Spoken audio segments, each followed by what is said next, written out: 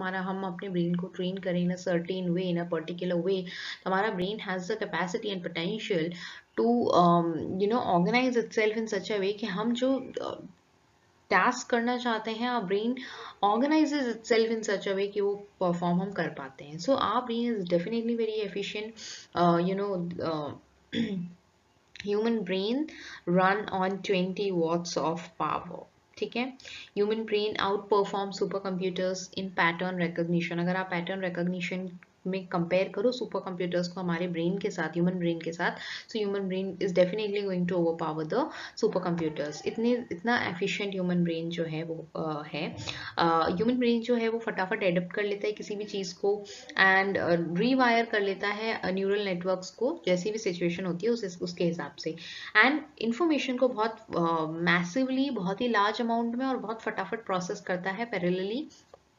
आपने देखा होगा साथ ही साथ समटाइम्स वी कैन मल्टीटास्क, और साथ ही साथ हमारे ब्रेन में 50 थॉट्स आर रनिंग बाय. सो वो जो मैसिव थॉट्स का जो कलेक्शन है, जो पैरेलली चीज़ें चलती रहती हैं, वो सब कुछ पॉसिबल हमारे ब्रेन सेल्स की वजह से होता है. सिलिकॉन प्रोसेसर्स इस तरीके की एफिशिएंसी, इस तरीके की एडप्टेबिलिटी कभी भी अचीव नहीं कर सकते हैं. बायोलॉजिकल न्यूरल नेटवर्क्स जो होते हैं वो प्लास्टिसिटी ऑफर करते हैं. They learn with minimal amount of data. बिल्कुल छोटा सा डेटा उसमें इंटरप्रेट करोगे, इनपुट दोगे आप उसको, और उसके लिए आप उससे बहुत लार्ज नेटवर्क पे आउटपुट आपको मिल सकता है.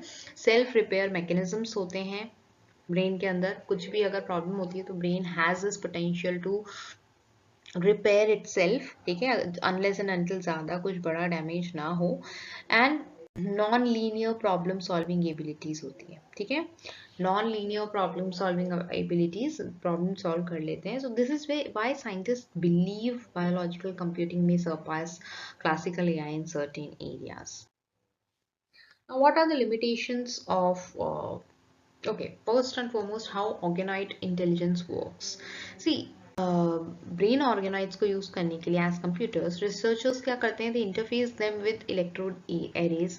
उसको कुछ ना कुछ आपको इंटरफेस के लिए देना पड़ेगा. जैसे इलेक्ट्रोड एरेज दिए जाते हैं, इलेक्ट्रोड कनेक्शंस दिए जाते हैं ब्रेन ऑर्गेनाइड्स की प्रॉपर फंक्शनिंग के लिए.